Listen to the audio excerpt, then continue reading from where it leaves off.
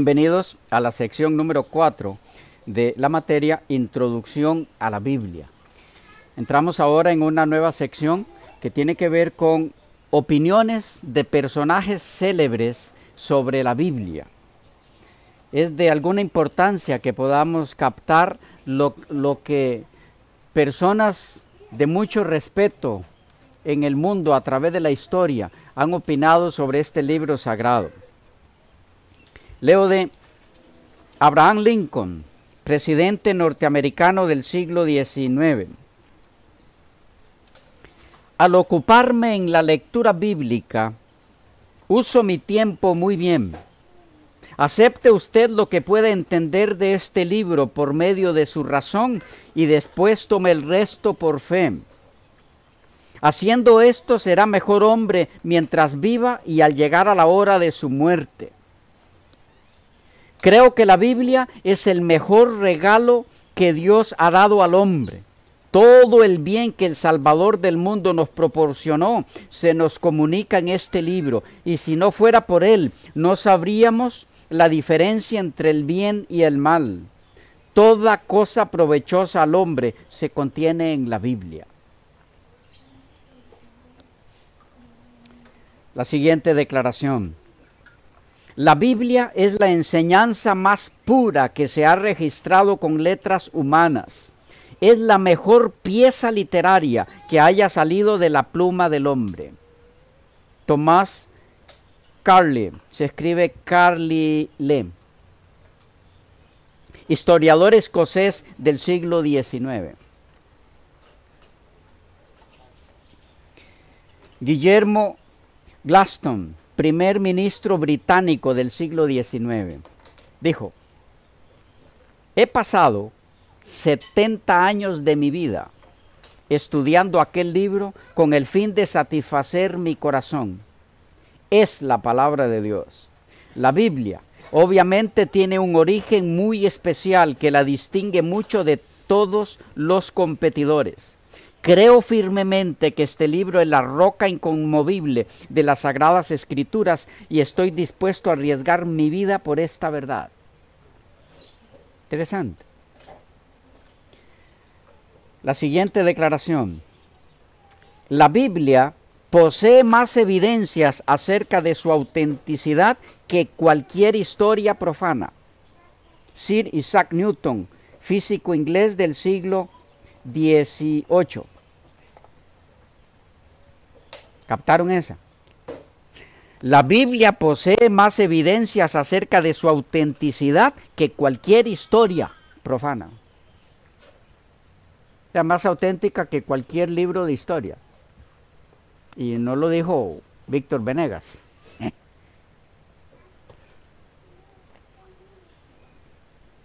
Napoleón Bonaparte, emperador francés del siglo XIX, dijo: la Biblia no es un libro común y corriente, sino una criatura viviente que tiene un poder único que conquista a todo el que se opone. Guillermo Lyon Phelps, presidente de la universidad del siglo XIX, enseñó por 41 años en la Universidad de Yale. Dice: creo que el conocimiento bíblico sin carrera universitaria es más deseable que la carrera universitaria sin el conocimiento bíblico. Ojo a eso. La Biblia ha ejercido más influencia en el desarrollo de la literatura inglesa que todas las demás influencias juntas. George Washington, presidente norteamericano del siglo XVIII, dijo: es imposible gobernar bien al mundo sin Dios y la Biblia. Alejandro Hamilton, estadista norteamericano del siglo XVIII, dijo: he examinado detenidamente las evidencias de la religión cristiana y si tuviera que servir de jurado en su juicio, sin titubear, daría mi veredicto a su favor. Daniel Robs, profesor de historia del Liceo de Chambéry, el escritor más leído de Francia después de la guerra en los medios católicos, dijo: El arte y la literatura están bajo su dependencia. Sin este libro, ni los escultores de Chartres, ni los mosaicos de Ravenna, ni Miguel Ángel, ni Rembrandt, ni el Greco nos llenarían de asombro. Gabriela Mistral, insigne poetisa chilena, laureada con el Premio Nobel de Literatura, dijo: la Biblia es para mí el libro. No veo cómo alguien puede vivir sin ella. W. Gladstone, primer miembro de la Cámara de los Comunes del Reino Unido y en varios cargos del gobierno británico, dijo: he conocido 95 hombres de los más grandes del mundo en mis tiempos y 87 de ellos eran seguidores de la Biblia. Patrick Henry, político norteamericano del siglo XVIII, dijo: la Biblia tiene más valor que todos los libros que hayan sido impresos. Immanuel Kant, filósofo alemán, dijo: leo la Biblia con placer y admiro entusiasmado sus doctrinas neotestamentarias. Durante el tiempo que la Ilustración dure en el mundo, no se hallará un libro más conveniente para el pueblo y más cargado de fuerza en lo que concierne a la religión. Las siguientes declaraciones son del arqueólogo británico y erudito bíblico clásico Frederick Kenyon, en un tiempo director del Museo Británico y presidente de la Academia Británica de 1917 a 1921. Dijo, entre otras cosas: la arqueología no ha dicho todavía su última palabra, pero los resultados ya logrados confirman lo que la fe sugeriría, que la Biblia solo puede salir ganando por un aumento de conocimiento. Es decir, entre más descubrimientos arqueológicos se hagan, la Biblia quedará siendo siempre mejor y más digna de confianza. Dijo también: se ha removido ahora la última base para cualquier duda del hecho de que las Escrituras nos han llegado sustancialmente como fueron escritas. Frederick Kenyon fue arqueólogo y papirólogo, nacido el 15 de enero de 1863 y falleció el 23 de agosto de 1952. Trabajó en excavaciones importantes en el Oriente Próximo en los años 1920, lo que inició y dio origen a los estudios prehistóricos sobre el Neolítico. Entre otras cosas, fue director del Museo Británico de 1908 a 1930, colaborando en la edición de papiros que contienen grandes obras de la literatura griega clásica. Es muy respetado en el campo de la investigación prehistórica, quien dijo estas palabras: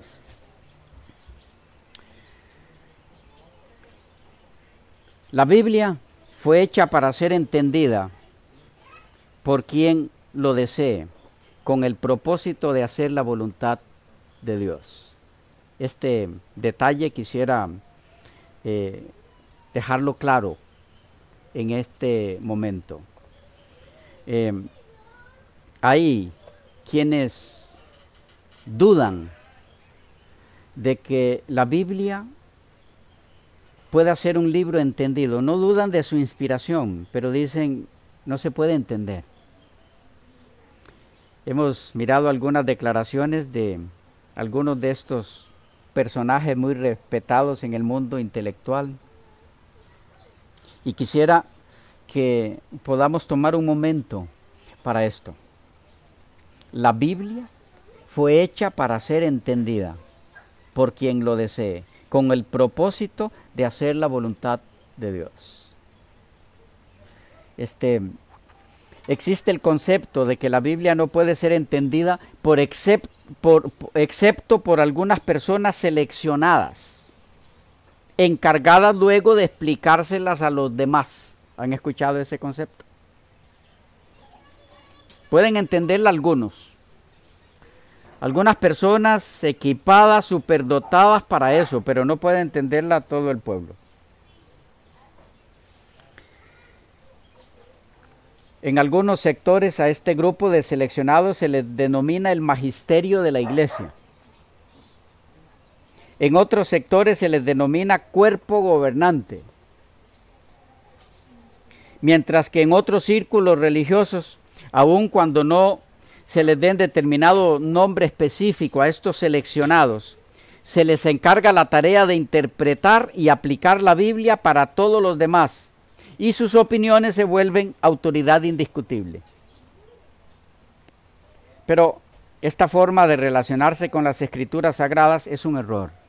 Nunca fue la voluntad de Dios que un grupo seleccionado de personas sean los encargados de interpretar y definir qué es lo que la Biblia dice. Ese privilegio, el de entender la Biblia, el de saber qué es lo que en verdad dice, es un privilegio otorgado por el autor de la Biblia, Dios, en la persona del Espíritu Santo, a todo ser humano que desee de corazón hacer la voluntad de Dios.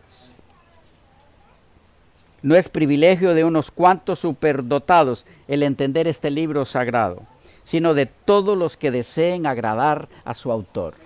Muy importante entender esa parte. Algunas bases bíblicas en esta dirección. Número 1. La voluntad de Dios puede ser entendida por todos los que deseen hacerla.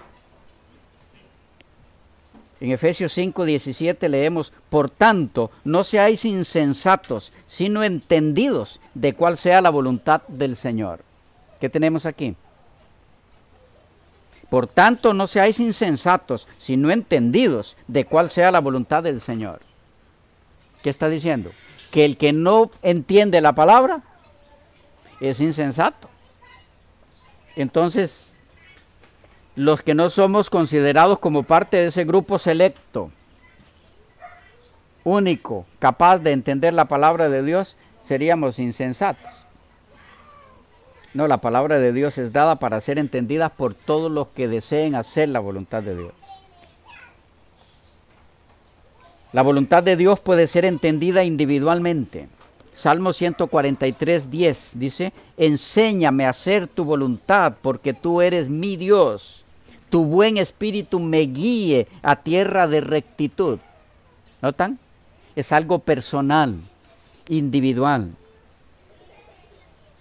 En tercer lugar, la voluntad de Dios es dada a conocer a todos los escogidos en Cristo y no a un grupo selecto de ellos. Dice la palabra del Señor en Efesios 1:3-14 así: bendito sea el Dios y Padre de nuestro Señor Jesucristo, que nos bendijo con toda bendición espiritual en los lugares celestiales en Cristo, según nos escogió en Él antes de la fundación del mundo, para que fuésemos santos y sin mancha delante de Él, en amor, habiéndonos predestinado para ser adoptados hijos suyos, por medio de Jesucristo, según el puro afecto de su voluntad, para alabanza de la gloria de su gracia, con la cual nos hizo aceptos en el amado, en quien tenemos redención por su sangre, el perdón de pecados según la riqueza de su gracia.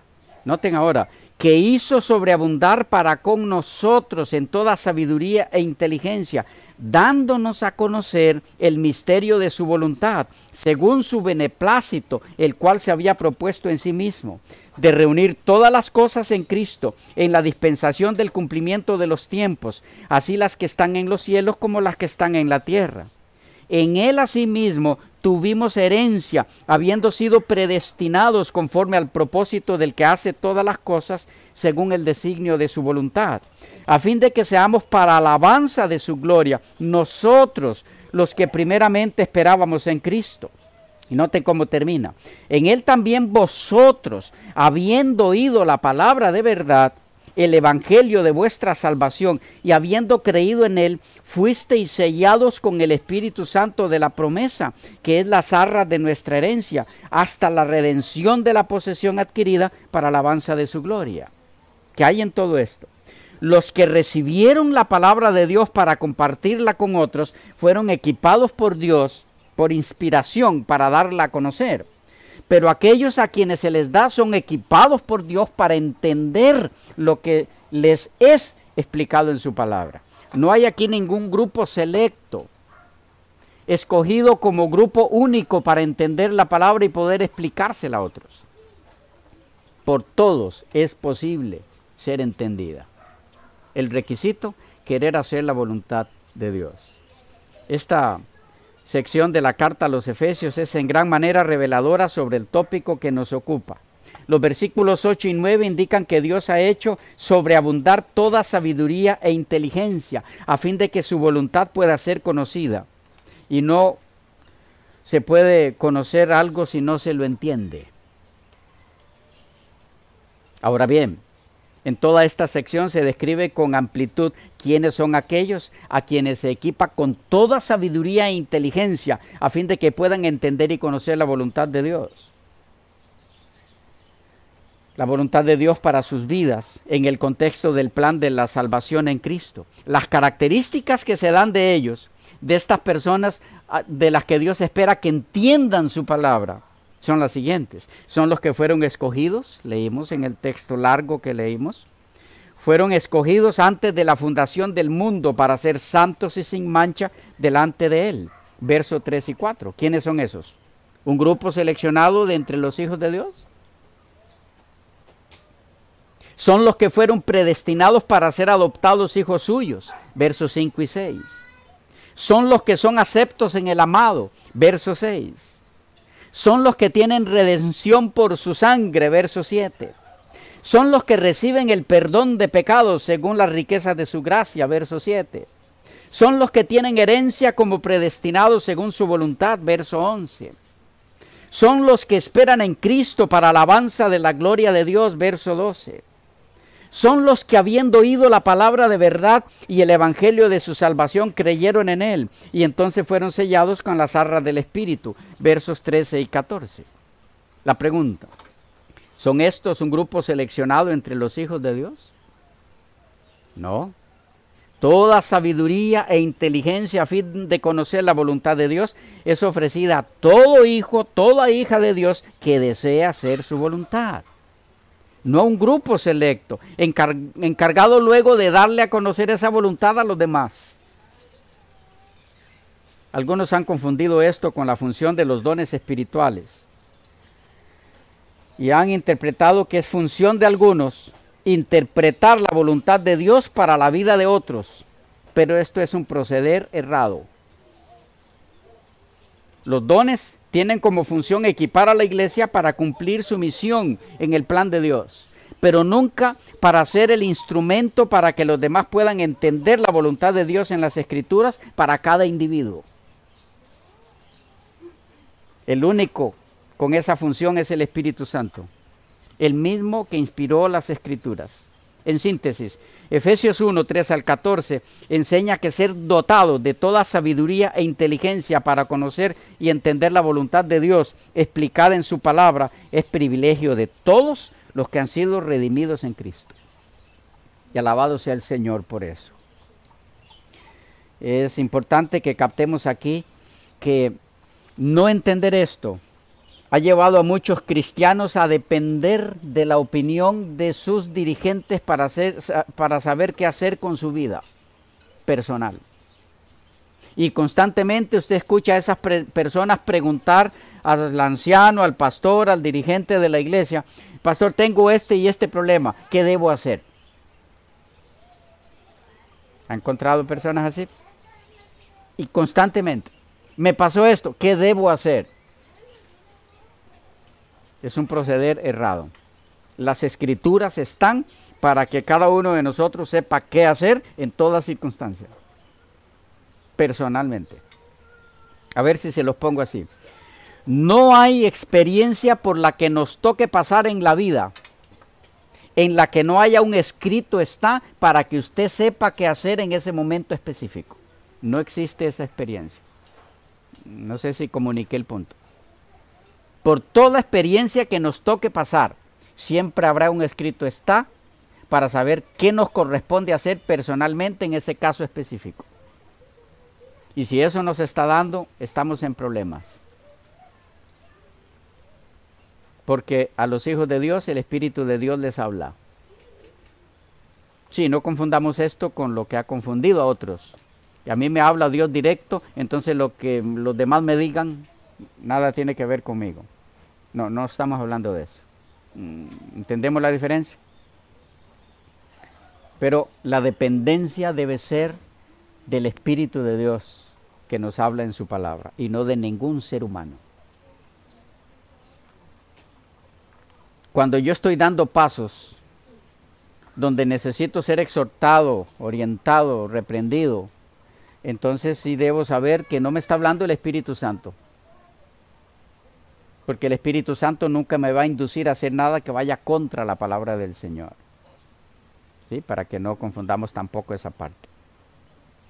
Bien, hay otro elemento importante a tomar en cuenta antes de que nos dediquemos a estudiar la palabra del Señor, y es que el que no entiende la voluntad de Dios es catalogado en ella como insensato. Esto es un poco duro,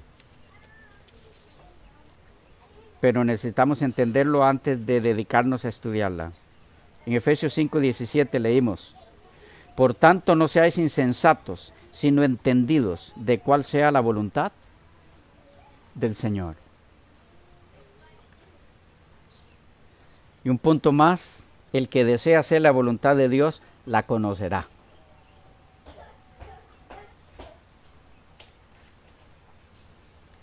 El que quiera hacer la voluntad de Dios, dijo el Señor, conocerá si la doctrina es de Dios o si yo hablo por mi propia cuenta.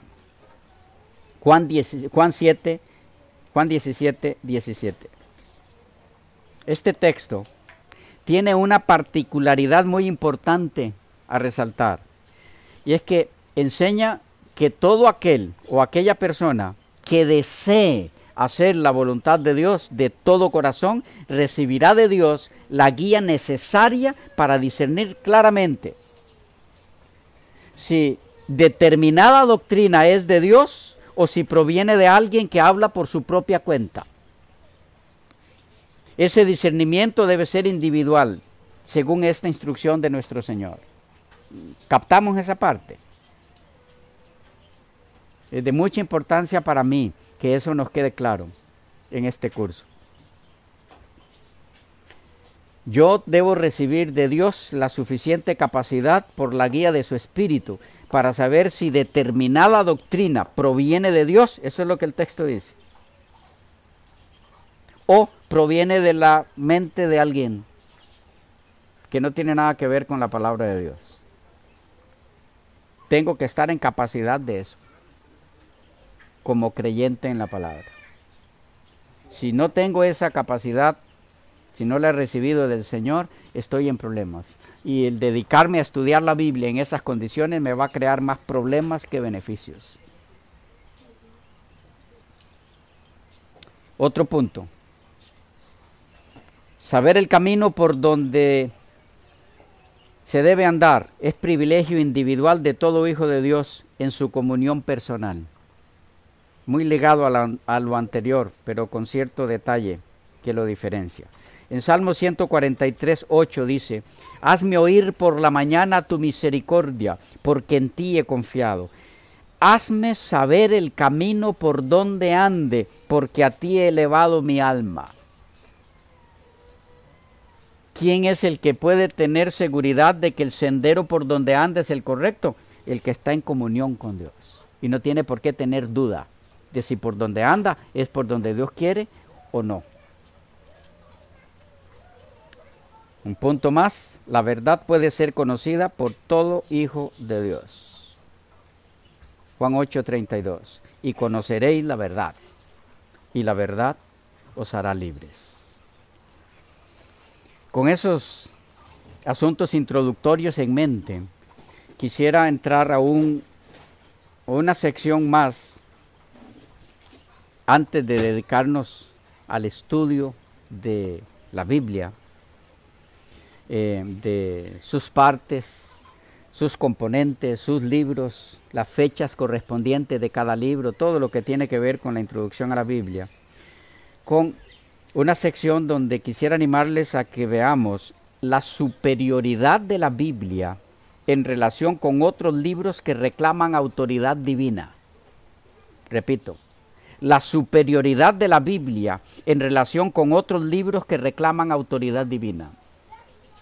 Hay muchos libros hoy día en la humanidad que reclaman autoridad divina.